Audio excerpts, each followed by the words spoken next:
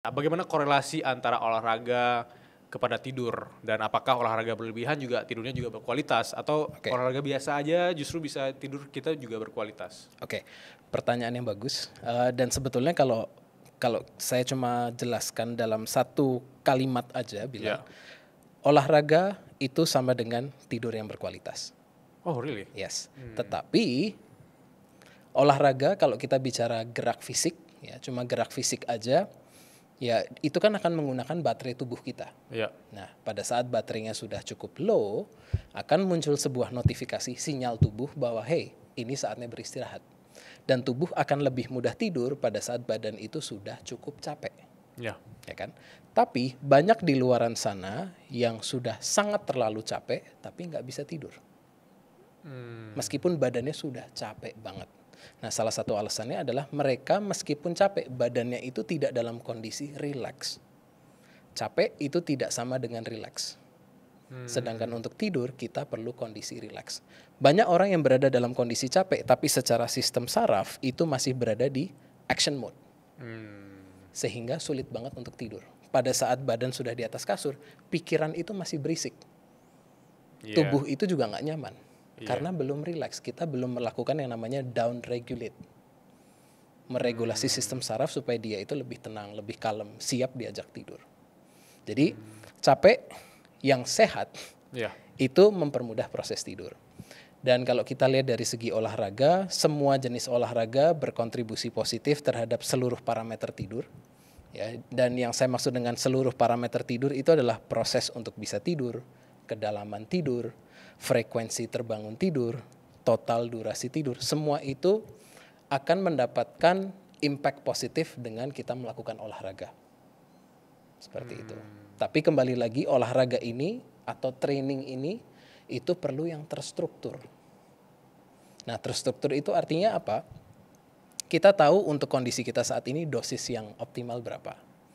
Karena banyak orang yang suka ngegas. Udah tahu kondisi saat ini sedang kurang bagus, digas, latihannya diberatin.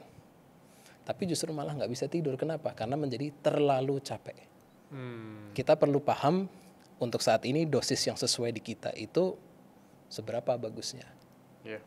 Kan the dose makes the poison. Olahraga itu sebetulnya kalau kita lihat dari kacamata stres, training, workout itu adalah physical stress. Tapi physical stress ini bisa berdampak positif dan bisa juga berdampak negatif. Tergantung dosisnya. Jadi pada saat kita melakukan olahraga dengan terstruktur, itu akan berdampak positif. Tapi kalau kita olahraganya tidak terstruktur, tidak ada program yang jelas, volumenya terlalu besar dan terlalu sering, tidak mengikuti kemampuan recovery kita saat ini, ya ini akan menjadi stres di tubuh kita. Seperti itu. Tadi aku sempat tertarik sekali ketika tiba-tiba Mas Wisel ngomongin tentang ketika kita tidur karena kita capek, kenapa kadang mata kita tidak bisa tertutup karena kita masih di action mode kan? Yes. Nah, dari action mode ini sebenarnya apakah ada teknik simple untuk kita bisa memanage energi? Karena aku ngerasa ketika kita action mode, kita ada energi yang sebenarnya belum selesai di sana gitu. Yes. Ada perasaan yang dimana kita pengen buka HP lagi, padahal kita udah ngantuk, udah lelah, tapi malah tidak bisa tutup mata ini gitu. Nah, di situ kan kembali lagi kita waktu bicara di the first question. Kita itu berada di zaman yang memaksa kita untuk yuk stay connected. Yuk jangan sampai ketinggalan. Nah, kita harus, kalau kita bicara dari konteks teknik apa sih yang bisa kita lakukan supaya pada saat kita mau tidur lebih rileks, ya luangin waktu untuk down regulate. 30 menit sebelum tidur ya tenangkan diri. Nah, tenangkan diri di sini bukan berarti tidak boleh menggunakan gadget ya. Oh gitu? Aku kirain memang benar-benar lepas gadget, masukin ke laci. Gini Bilal, kita itu suka banget menyalahkan orang atau menyalahkan benda.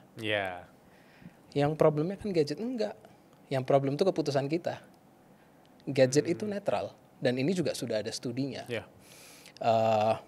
Studi ini yang saya sebutkan adalah studi ini melihat bahwa gadget yang kita gunakan sebelum tidur dari segi blue light itu sebetulnya kalau memundurkan jam tidur itu maksimal 10 menit.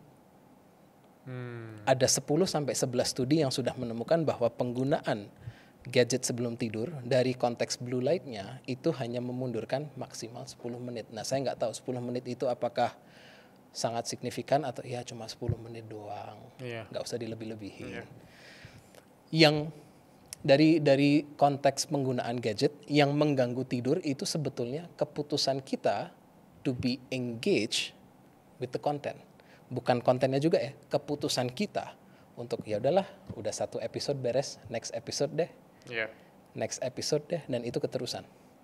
Jadi saya selalu bilang ke klien bahwa hey, jangan salahin gadget dong, gadget itu netral. Sama kayak pisau, pisau itu bisa dipakai untuk motong sayuran atau membunuh orang. Tergantung si pelaku. Nah, gadget pun juga seperti itu. Saya pribadi sebelum tidur, ritual saya nonton. Oh gitu? Yes. Tapi karena saya tahu jam tidur saya itu berada di range jam berapa, ya saya sesuaikan. Jadi sebelum tidur saya nonton. Nonton apa ya? Apapun yang ada di Netflix, ada di Prime, ada di Apple TV, apapun itu saya nonton. Karena buat saya, nonton itu relaxing. Oh, oke, menarik. Relaxation di setiap orang berbeda. Dan choose whatever is convenient for you. Ada untuk sebagian orang berdoa malam is relaxing, silahkan. Ada sebagian orang nonton is relaxing, lakukan. Ada untuk sebagian orang ngobrol sama pasangan is relaxing, please do it. Yang non-negotiable adalah relaxation sebelum tidur. Metodenya silahkan cari yang paling gampang, kecuali obat sama alkohol. Karena itu ada efek samping yang bisa memperburuk kesehatan. Jadi non-negotiable-nya adalah down regulate yourself, 30 menit atau 1 jam sebelum tidur. Caranya apa? Silahkan, terserah ya. Dan pada saat tubuh sudah siap diajak tidur, tidur itu datang sendiri. Seperti itu. Iya. Menarik. Karena rata-rata yang nonton Suara Berkelas itu di DM aku sebelum tidur. Oke. Jadi mereka biasanya nonton di Spotify atau YouTube atau di Apple Podcast. Itu katanya, Kak Bilal, aku sering dengerin Suara Berkelas sebelum tidur. Atau kalau di kacamata aku ketika Mas Fisher bilang tadi, berarti itu bisa jadi momen relaxation mereka. Dengerin 2 orang ngobrol tentang tidur sebelum mereka tidur misalnya, itu juga bagian relaxation kan, kayak tergantung konteks di mereka. Nah, buat mereka dengerin podcast itu relaxing atau enggak, ini semua kembali lagi ke database mereka. Kalau di database saya as of now, Bilal, meditasi buat saya saat ini itu tidak relaxing. Meskipun on paper disebutin kalau mau relax ya meditasi. Tapi buat saya it's not relaxing. Buat saya lebih mudah relax kalau sedang nonton.